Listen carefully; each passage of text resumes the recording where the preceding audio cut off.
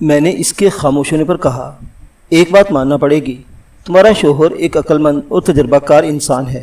اس نے پولیس کے حوالے سے تمہیں بالکل درست مشورہ دیا تھا۔ اگر تم 50,000 روپے ایس آئی کے حوالے کر دیتی تو رقم بھی جاتی، اور اس کی بات کی واقعی کوئی گارنٹی نہیں تھی کہ وہ قاسم کو چھوڑ دیتے۔ وکیل صاحب، میں آپ کی فیس ایڈوانس دینے کو تیار ہوں، وہ جذباتی لہجے میں بولی۔ آپ قاسم کا کیس فوراً اپنے ہاتھ میں لے لیں، میں نے ٹھہرے ہوئے لہجے میں کہا۔ فیس تو میں ایڈوانس ہی لیتا ہوں، اور تم سے لوں گا بھی پوری فیس، کیونکہ تم اس کی استطاعت رکھتی ہو۔ البتہ میری پوری کوشش ہوگی کہ دیگر عدالتی اخراجات سے تم لوگوں کو بچا لوں۔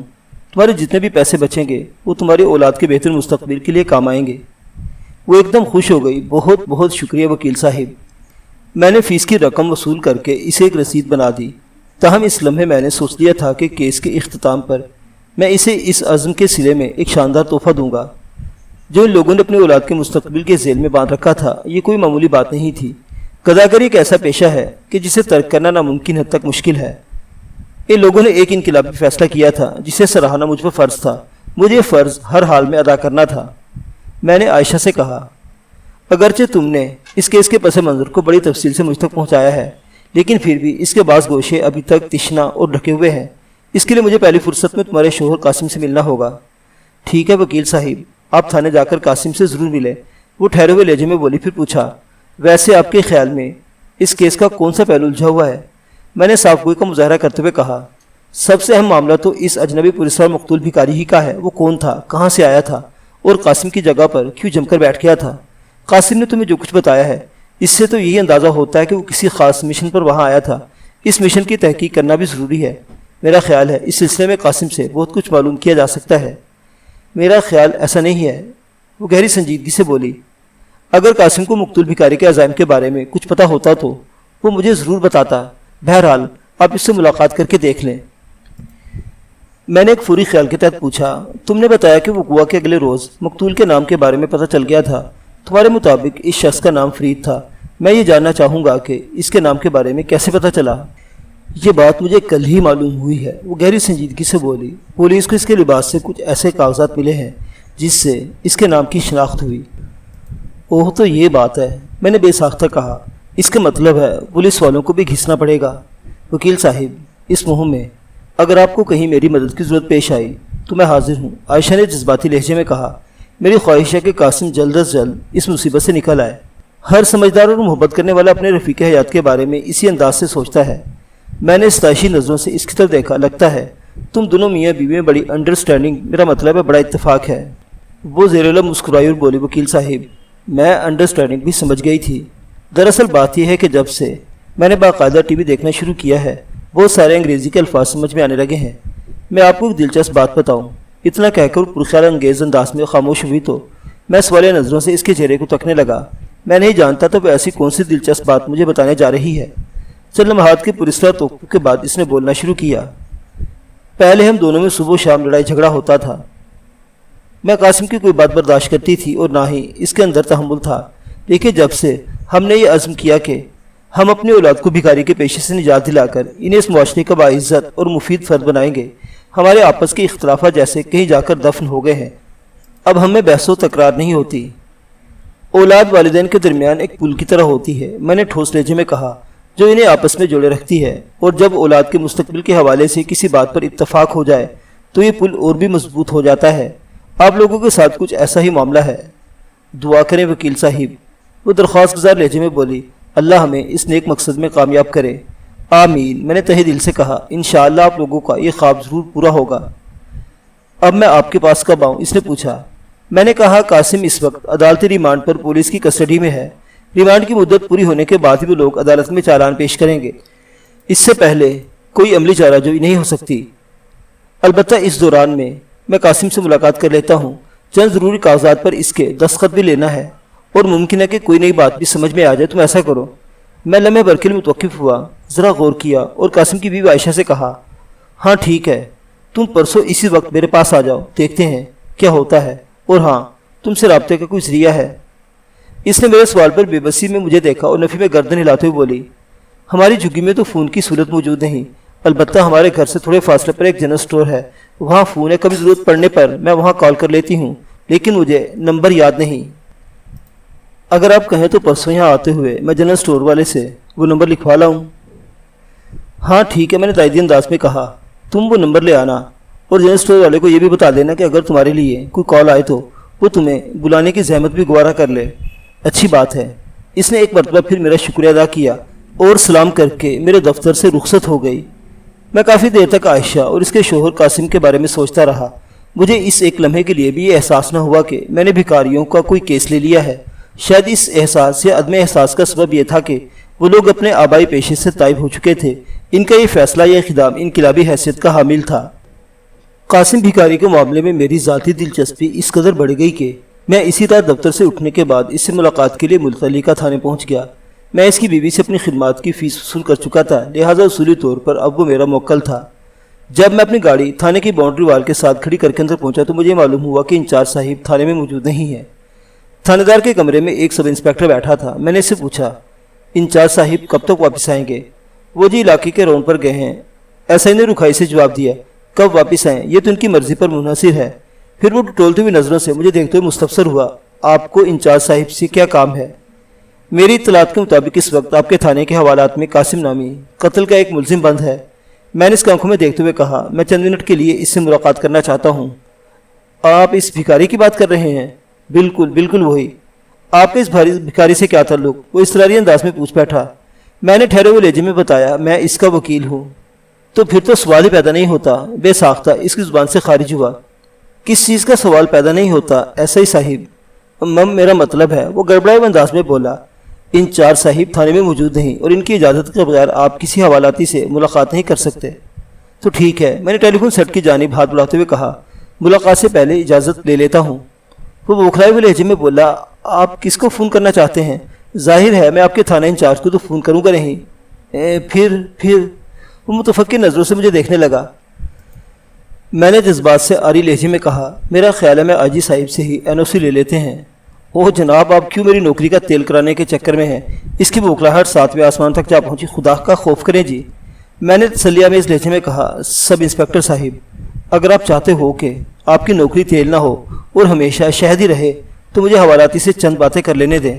میں اس کا وکیل ہوں، لہٰذا آپ مجھے اس سے ملاقات کرنے سے نہیں روک سکتے۔ اگر آپ کو اس قانون کا علم نہیں تو میں آئی جی صاحب کی سفارش کرا دیتا ہوں، وہ آپ کو بتائیں گے۔ بیگ صاحب، اتنا اوپر تک جانے کی کیا ضرورت ہے؟ وہ شرافت کی راہ پر قدم رکھتے ہوئے بولا، جائیں حوالات میں اپنے موکل سے چند باتیں کر لیں، لیکن اسے جلدی فارغ کر دیں تو مہربانی ہوگی، انچارج صاحب کی واپسی سے پہلے۔ ٹھیک ہے، میں نے سرسری انداز میں اس کا شکریہ ادا کیا اور پھر حوالات کی جانب بڑھ گیا۔ ملزم عدالتی ریمانڈ پر جب پولیس کسٹڈی میں ہوتا ہے تو اس سے ملاقات کرنا آسان نہیں ہوتا، یا یوں سمجھیں کہ پولیس خاص مقاصد کی خاطر اس کام کو مشکل سے مشکل تر بنا دیتی ہے، لیکن ایک ہوشیار اور قابل وکیل چٹکی بجاتے میں اس دشوار کام کو اپنے لیے سہل بنا لیتا ہے۔ میں نے حوالات میں قاسم سے ایک مناسب سی ملاقات کی، لیکن کوئی نئی بات سامنے نہ آ سکی۔ اس کی بیوی عائشہ مجھے جتنا کچھ بتا چکی تھی وہ اس سے زیادہ اور کچھ نہیں جانتا تھا۔ میں نے چند ضروری کاغذات پر بشمول وکالت نامے پر اس کے دستخط لیے اور تسلی دینے کے بعد وہاں سے نکل آیا۔ قاسم باقاعدہ پڑھا لکھا شخص نہیں تھا، تاہم وہ اپنے نام کے دستخط کرنا جانتا تھا۔ میری تشفی بھری باتوں سے وہ خاصا مطمئن دکھائی دینے لگا تھا۔ واپسی پر ایک مرتبہ پھر سب انسپیکٹر سے ملاقات ہو گئی۔ میں نے چھیڑنے والے انداز میں کہا، ایس آئی صاحب، میں نے حوالات میں زیادہ دیر تو نہیں لگا دی؟ نہیں جناب، بس ٹھیک ہے، وہ سرسری انداز میں بولا، پھر کریدنے والے لہجے میں پوچھا، کیا ملزم سے کوئی کام کی بات معلوم ہوئی؟ کوئی نہیں، میں نے مایوسی کی اداکاری کرتے ہوئے کہا، وہ احمق کچھ بھی نہیں جانتا۔ میں تو یہ محسوس کر رہا ہوں کہ یہ کیس لے کر میں نے ایک سنگین غلطی کی ہے۔ میں نے جان بوجھ کر ایسا ظاہر کیا تھا کہ اس کیس میں کوئی جان نہیں ہے تاکہ پولیس خوش فہمی میں مبتلا رہے۔ میری اس ایکٹنگ کی خاطر خواہ اثرات نمودار ہوئے۔ سب انسپیکٹر کے چہرے پر ایک خاص قسم کی چمک ابھری۔ پھر اس نے مشورہ دینے والے دھیمے لہجے میں مجھ سے کہا، بیگ صاحب، اگر آپ واقعی ایسا محسوس کر رہے ہیں تو اس میں پریشانی والی کون سی بات ہے؟ اس مسئلے کا تو بہت ہی آسان حل ہے۔ میں نے سوال نظر سے اس کی طرف دیکھا اور پوچھا، مثلاً کیا حل ہے؟ آپ اس کیس کو چھوڑ دیں۔ ویری سمپل، وہ سادگی سے بولا۔ شاید تم ٹھیک ہی کہہ رہے ہو سب انسپیکٹر صاحب۔ پھر چونکنے کی اداکاری کرتے ہوئے میں نے اس سے پوچھ دیا، ایس آئی صاحب، ملزم بتا رہا تھا کہ آپ لوگوں نے اس کے خلاف بڑے مضبوط ثبوت اور شواہد جمع کر لیے ہیں، وہ اچھا خاصا خوفزدہ ہے۔ وکیل صاحب، یہ بات تو آپ کو بھی معلوم ہوگی کہ پولیس کبھی کچا ہاتھ نہیں ڈالتی۔ وہ میری آنکھوں میں دیکھتے ہوئے بولا، کیا میں جان سکتا ہوں کہ آپ نے کون سے شواہد اور ثبوت؟ آئی ایم ویری سوری وکیل صاحب، وہ معذرت کرتے ہوئے بولا، آپ وکیل صفائی کی حیثیت سے اس کیس میں ہاتھ ڈال چکے ہیں، لہٰذا اس موضوع پر آپ سے کوئی بات نہیں ہو سکتی۔ آپ بخوبی سمجھ رہے ہیں کہ میں کیا کہنا چاہ رہا ہوں۔ اٹس اوکے، میں نے مصلحت آمیز لہجے میں کہا۔ اور یہ مقتول کی شناخت کا کیا قصہ ہے؟ شناخت؟ کیسی شناخت؟ موقع سہیل کو مجھے دیکھنے لگا۔ میں نے کہا، پہلے مقتول کو ایک لاوارث اور نامعلوم بھکاری خیال کیا گیا، پھر پتہ چلا کہ اس کا نام فرید ہے۔ کہ اس کے پاس سے کوئی دستاویزی ثبوت برآمد ہوا تھا؟ میرے سوال کا جواب دینے سے پہلے وہ زیر لب مسکرایا، پھر ٹھہرے ہوئے لہجے میں اس نے کہا، وکیل صاحب شاید نہیں، بلکہ یقیناً آپ کو یہ بات معلوم نہیں کہ میں اس کیس کا انکوائری آفیسر ہوں، سب انسپکٹر عبدالسلام۔ اوہ، میں نے اس لفظ کو خاصا کھینچ کر ادا کیا، اور مجھے آپ کو سلیوٹ کرنا چاہیے۔ آپ نے ملزم سے ملاقات کروا کر خلاف معمول مجھ پر جو احسان فرمایا ہے وہ ایک عظیم کارنامہ ہے آپ کا۔ میرا خیال ہے اب آپ میرے کسی سوال کا جواب نہیں دیں گے۔ آپ کا یہ خیال 101% درست ہے، وہ ایک لفظ پر زور دیتے ہوئے بولا۔ آپ خاصے عقلمند وکیل ہیں۔ اس کے آخری جملے میں چھپے ہوئے طنز کو میں نے واضح طور پر محسوس کر لیا اور جواباً حساب برابر کرتے ہوئے کہا، تعریف کا بے حد شکریہ آیو صاحب۔ اس کا مطلب ہے میں نے کیس لینے میں کوئی غلطی نہیں کی ہوں۔ آپ کے سوال کا جواب میں عدالت میں جا کر دوں گا۔ تو ٹھیک ہے، میں اٹھ کر کھڑا ہو گیا۔ آپ سے عدالت ہی میں ملاقات ہوگی، سب انسپکٹر عبدالسلام صاحب۔ وہ مجھے سر نگاہ سے گھور کر رہ گیا۔ میں تیز قدموں سے چلتے ہوئے تھانے سے باہر نکل آیا۔ باؤنڈری وال کے ساتھ ہی میری گاڑی کھڑی تھی۔ جب میں گاڑی میں بیٹھنے لگا تو تھانے کے گیٹ پر ایک شناسا چہرے کو دیکھ کر چونک اٹھا۔ وہ شخص پولیس کی وردی میں تھا اور عہدے کے اعتبار سے کانسٹیبل تھا۔ وہ اس وقت تھانے میں داخل ہو رہا تھا۔ اغلب امکان اسی بات کا تھا کہ اس کا تعلق مذکورہ تھانے سے رہا ہوگا۔ اس شخص نے بھی مجھے دیکھ لیا، ہماری نگاہیں چار ہوئی تو مسکرایا اور سر کی مخصوص جنبش سے مجھے سلام کیا۔ مجھے فوری طور پر یاد نہ آ سکا کہ میں نے اس کانسٹیبل کو پہلے کب اور کہاں دیکھا تھا۔ میں نے سرسری انداز میں اس کے سلام کا جواب دیا اور اپنی گاڑی میں بیٹھ کر وہاں سے روانہ ہو گیا۔ ڈرائیونگ کے دوران بار بار اس کانسٹیبل کا چہرہ میرے تصور میں ابھرتا اور میں اپنی یادداشت میں اسے کھوج نکالنے کی کوشش میں مصروف ہو جاتا۔ اس عمل کا بڑا مثبت نتیجہ برآمد ہوا اور گھر پہنچنے سے پہلے مجھے یاد آ گیا کہ وہ کانسٹیبل مجھے جانا پہچانا سا کیوں لگا تھا۔ چند سال پہلے میں نے علی نواز نامی ایک شخص کا کیس لڑا تھا۔ علی نواز کسی ٹیکسٹائل ملز میں کام کرتا تھا۔ مل کے مالک نے اسے دھاگا چوری کرنے کے الزام میں پولیس کے حوالے کیا تھا۔ دراصل علی نواز کے ساتھ کام کرنے والے شخص نے گہری سازش کے ذریعے اس فیکٹری سے نکلوانے کی کوشش کی تھی۔ علی نواز بے قصور تھا۔ یہ کیس ایک معروف بزنس مین امتیاز خان کے توسط سے مجھ تک پہنچا تھا اور صرف 3 پیشیوں میں یہ کیس میں نے جیت لیا تھا۔ اس دوران علی نواز کے چھوٹے بھائی حق نواز سے بھی میری ملاقات ہوتی رہی، جو محکمہ پولیس سے وابستہ تھا۔ مجھے اچھی طرح یاد آ گیا کہ تھوڑی دیر پہلے تھانے کے گیٹ پر جس شخص کانسٹیبل نے مجھے سلام کیا تھا وہ حق نواز ہی تھا۔ میرے پاس حق نواز یا علی نواز کا کوئی رابطہ نمبر نہیں تھا، البتہ امتیاز خان کے ذریعے میں ان سے رابطہ کر سکتا تھا۔ حق نواز کو دیکھ کر میرے ذہن میں ایک اسکیم آئی تھی۔ اگر وہ اسی تھانے میں ڈیوٹی کر رہا تھا تو میں اس کے ذریعے خاصی مفید معلومات حاصل کر سکتا تھا۔ اپنے بھائی کے کیس کے حوالے سے وہ میرا بے حد شکر گزار تھا۔ مجھے امید تھی وہ میری بات سے انکار نہیں کرے گا۔ رات کے کھانے سے فارغ ہونے کے بعد میں نے امتیاز خان کو فون کیا۔ اس نے فوراً میری آواز پہچان لی اور دوستانہ لہجے میں بولا، بیگ صاحب کیسے ہیں آپ؟ اللہ کا شکر ہے خان صاحب، میں نے جواب دیا۔ آپ سنائیں؟ میں ابھی ٹھیک ٹھاک ہوں، امتیاز نے پھر کہا۔ آپ نے خیر سے یاد کیا ہے نا بیگ صاحب؟ میں نے نہایت ہی مختصر الفاظ میں اس سے حق نواز اور علی نواز کے بارے میں یاد دلایا اور کہا، خان صاحب کیا آپ کے پاس ان بھائیوں کا کوئی رابطہ نمبر ہے؟ آپ مجھے 1 دن کی مہلت دے دیں گے بیگ صاحب؟ امتیاز خان کی آواز میری سماعت سے ٹکرائی۔ مجھے اس سلسلے میں تھوڑی سی چھان بین کرنی پڑے گی۔ کیسی چھان بین خان صاحب؟ میں نے پوچھ لیا۔ وہ وضاحت کرتے ہوئے بولا، بیگ صاحب بات دراصل یہ ہے کہ میں دونوں بھائیوں کو براہ راست نہیں جانتا۔ میرے سپروائزر قمر علی کی علی نواز سے گہری دوستی تھی اور اس نے مجھ سے علی نواز کی مدد کرنے کی درخواست کی تھی۔ میں نے یہ کیس آپ کے حوالے کر دیا اور جتنی ممکن ہو سکی علی نواز کی مالی مدد بھی کر دی تھی۔ میں اپنے سپروائزر سے معلوم کر کے آپ کو بتاؤں گا۔ اچھی بات ہے خان صاحب، میں نے ممنت بھرے انداز میں کہا۔ میں آپ کے فون کا انتظار کروں گا۔ 2-4 مزید باتوں کے بعد میں نے رابطہ منقطع کر دیا۔ اگلے روز میں پہلے عدالت میں اور بعد ازاں آفس میں اس قدر مصروف رہا کہ مجھے ایک لمحے کے لیے بھی امتیاز خان یا حق نواز کا خیال تک نہ آیا۔ اس سے اگلے روز حسب وعدہ عائشہ مجھ سے ملنے آئی۔ عائشہ اپنے محلے میں موجود جنرل اسٹور والے کا فون نمبر لکھوا لائی تھی۔ اس نے مجھے بتایا، وکیل صاحب میں نے طفیل صاحب سے بات کر لی ہے۔ کون طفیل صاحب؟ میں نے سوال نظر اس کی طرف دیکھا۔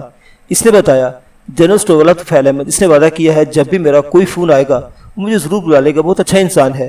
قاسم کی گرفتاری کے سے بھی بڑا افسوس ہے۔ وہ لمحے بھر کے لیے رکی، پھر پوچھنے لگی، آپ نے قاسم سے ملاقات کر لی ہے وکیل صاحب؟